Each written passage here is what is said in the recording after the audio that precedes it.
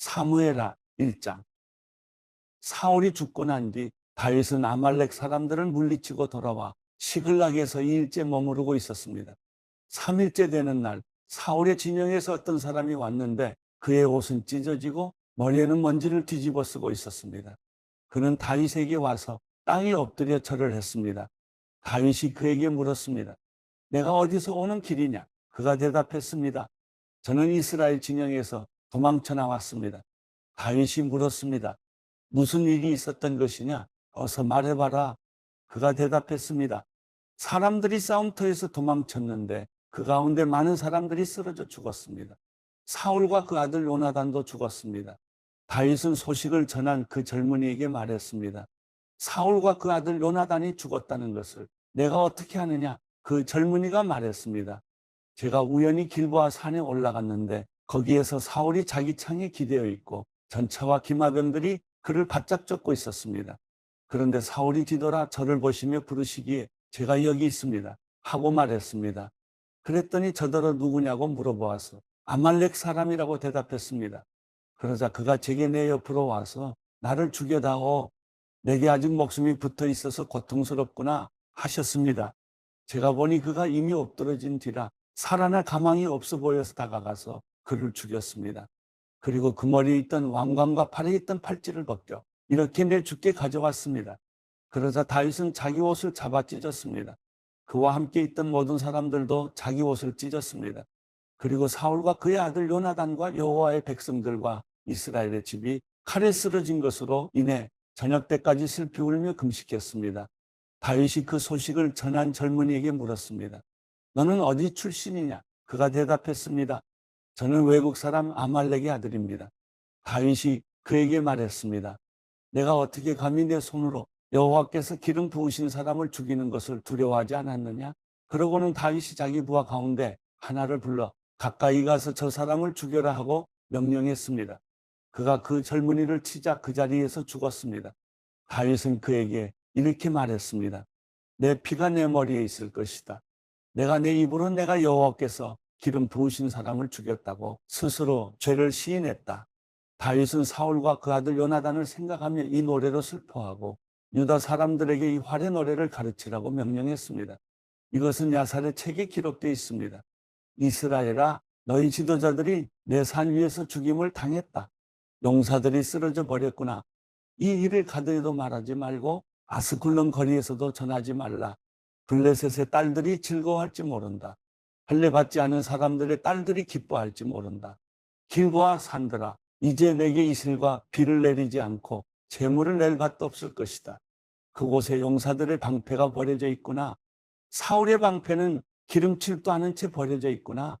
죽임을 당한 사람들의 피에서 용사들의 기름에서 요나단의 활은 결코 되돌아오지 않았고 사울의 칼은 그냥 돌아오지 않았다. 사울과 요나단은 그들이 살아서도 다정하고 좋아하더니 죽어서도 헤어지지 않는구나. 그들은 독수리보다 빨랐고 사자보다 강했다. 이스라엘의 딸들아, 사울을 위해 울라. 그는 너희를 자줏빛 좋은 옷으로 입혔고 너희 겉옷을 금장식으로 꾸며주지 않았느냐? 두 용사들이 저 전장에 쓰러졌구나.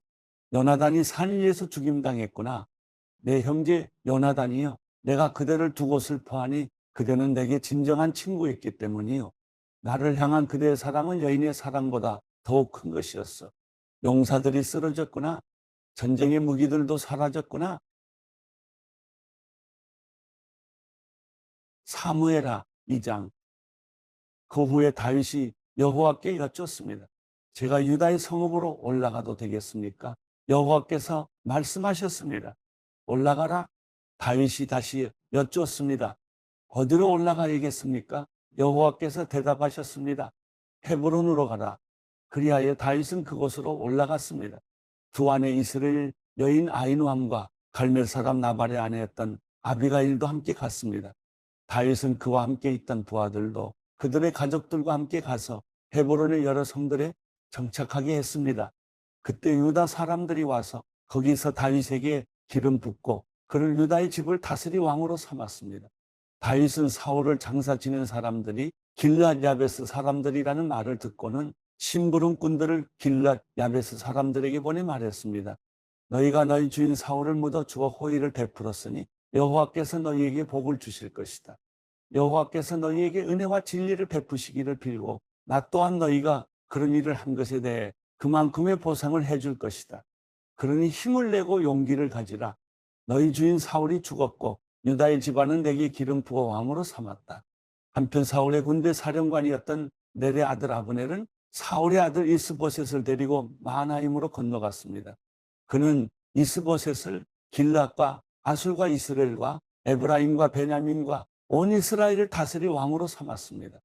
사울의 아들 이스보셋은 40세의 왕이 돼 2년 동안 이스라엘을 다스렸습니다. 그러나 유다 집안은 다윗을 따랐습니다. 다윗이 헤브론에서 유다 집안을 다스리는 왕으로 있었던 기간은 7년 6개월이었습니다. 넬의 아들 아브넬과 사울의 아들 이스보셋의 신하들은 마하나임을 떠나 기브온으로 갔습니다.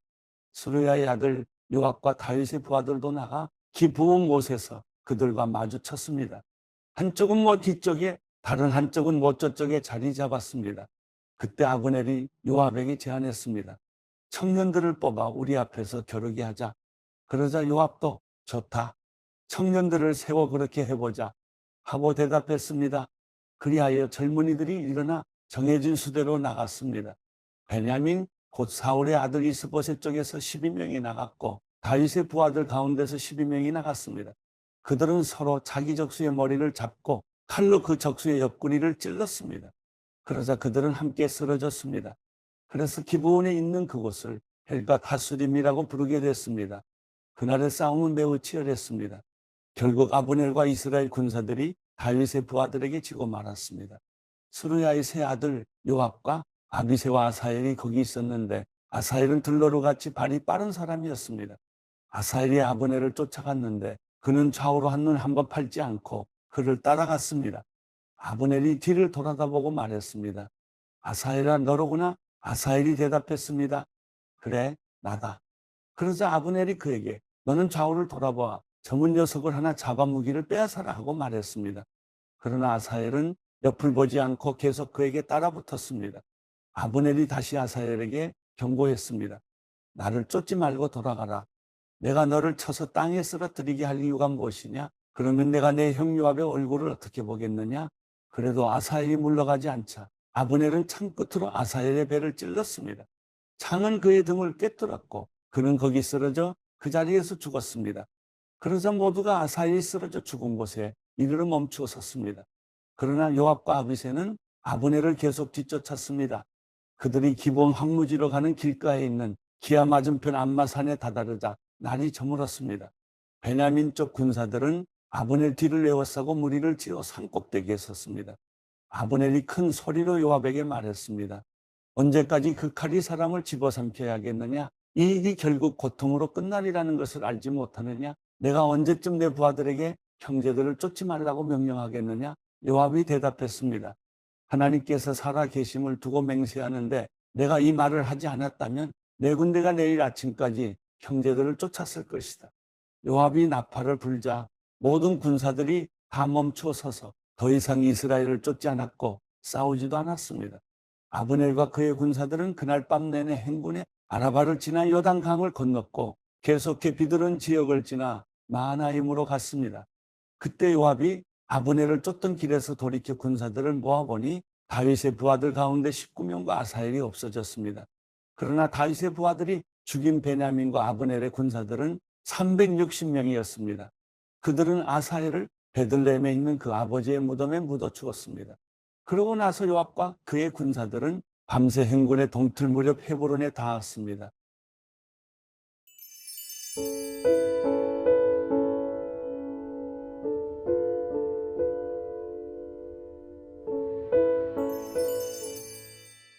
시편 107편. 여호와께 감사하라. 그분은 선하시고 그 인자하심이 영원하시다. 여호와께서 구원하신 사람들은 이처럼 말해야 한다. 하나님께서 적들의 손에서 구원해 그들을 땅에서 동서남북에서 모으셨다. 그들은 정착할 성을 찾지 못하고 광야 황무지에서 방황하다가 굶주리고 목이 말라 영혼의 기력을 잃은 일이 있었다. 그 고통 가운데 그들이 여호와께 부르짖었더니 그분이 그들을 고통에서 건져주시고 바른 길로 인도하시어 정착할 성으로 들어가게 해주셨다. 여호와의 선하심과 사람의 자손들에게 하신 그 놀라운 일들로 인해 사람들은 주를 찬양하라. 그분이 목마른 영혼들에게 넉넉하게 물을 주시고 굶주린 영혼들에게 좋은 곳으로 채워주셨다. 그들이 어둠 속에 죽음의 그림자 가운데 앉아 쇠사슬에 묶인 채 고난에 빠진 일도 있었다. 하나님의 말씀을 거역하고 지극히 높으신 분의 가르침을 무시했기 때문이다. 그래서 그분이 그들의 마음에 어려움을 주어 낮추셨던 것이다. 그들이 넘어져도 돕는 사람 하나 없었다. 그때 그들이 그 고통 가운데서 여호와께 부르짖었더니 그분이 그들을 구원해 주셨다. 그분이 그들을 어둠에서 죽음의 그림자 속에서 끌어내시고 그들을 묶고 있던 것을 끊으셨다. 여호와의 변함없는 사랑과 사람의 자손들에게 하신 그 놀라운 일들을 생각하며 여호와께 감사하라.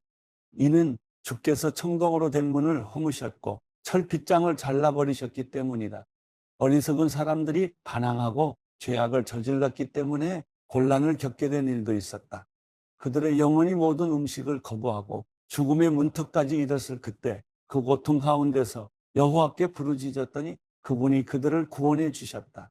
그분이 말씀을 보내 그들을 고쳐주시고 그들을 판멸해서 구해 주셨다. 여호와의 선하심과 사람의 자손들에게 하신 그 놀라운 일들을 두고 여호와께 감사하라. 감사 제물을 바치고 기쁨의 노래로 그분이 하신 일들을 선포하는 것이 마땅하다. 배를 타고 바다에 나가 큰 물에서 장사하는 사람들이 있는데 그들은 여호와께서 하신 일을 깊은 물에서 그분이 하신 놀라운 일들을 본다. 하나님께서 명령해 큰 바람을 일으키시면 큰 물결이 일어난다. 그 물결이 하늘까지 올라갔다가 깊은 곳에 내려가기도 할 때 그들의 영혼이 걱정으로 녹아 없어진다. 그들이 이리저리 구르고 술 취한 것처럼 비틀거리며 어쩔 줄 모른다. 그때 그들이 그 고통 가운데 여호와께 부르짖으면 그분께서 그들을 고통 가운데서 끌어내 주실 것이다. 하나님께서 폭풍을 잠잠하게 하시면 바다 물결도 잔잔해진다. 물결이 가라앉으면 그들이 기뻐하고 여호와께서는 그들을 원하는 항구까지 인도해 주신다. 오 사람들아, 여호와의 선하심과 사람의 자손들에게 하신 그 놀라운 일들을 두고 여호와께 감사하라. 집회에서 그분을 높이고 원로들의 공회에서 그분을 찬양하라. 그분이 강물을 광야로 샘물을 마른 땅으로 변하게 하시고 비옥한 땅을 소금밭으로 변하게 하시는 것은 그곳에 사는 사람들이 악하기 때문이다. 그분이 광야를 흐르는 물로 마른 땅을 샘물로 바꾸시며 거기에 굶주린 사람들을 데려와 살게 하시며 그들이 살 성읍을 준비하게 하신다. 밭에 씨를 뿌리고 포도원을 만들어 많은 수확을 얻게 하신다. 또 그들에게 복을 주어 그들의 수가 크게 늘어나게 하시고 그들의 가축대가 줄지 않게 하신다. 그리고 다시 억압과 재앙과 슬픔으로 그들의 수가 줄게 해 그들을 낮추신다. 귀족들에게는 모욕을 주시고 길이 아닌 곳에서 광야 가운데서 방황하게 하신다. 그러나 궁핍한 사람들은 그 어려움에서 높이 드시고 그 가족들을 양떼처럼 늘려주신다. 의인들은 그것을 보고 기뻐할 것이요 악인들은 다 그 입을 다물 것이다. 지혜로운 사람들과 이 일을 명심할 사람들은 여호와의 큰 사랑을 깨달을 것이다.